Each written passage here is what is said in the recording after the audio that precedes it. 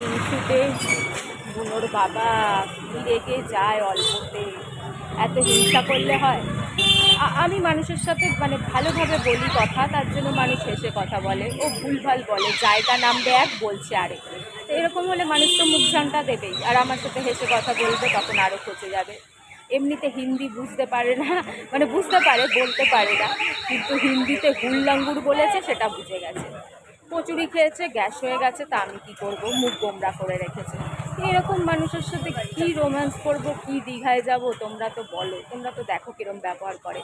এই যে এখন বড় ভিডিওতে পুরো ব্যাপারটা দেখতে পাবে, মাছের দোকানে এসছি, তো মাছের দোকানে অল্প বয়সের ছেলে, সে নাকি আমায় চেনে, আমায় বাগুইহাটিতে দেখেছে, আরও হয়তো টিকটকে দেখেছে, সেটা বলতে চাইছে না।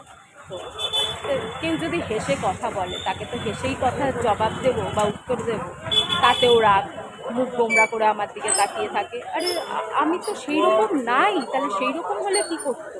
সাধারণত আজকালকার বউরা বৌদিরা সবার সাথে হেসে কথা বলে, গল্প করে, পাড়ায় আড্ডা মারে দেওরদের সাথে।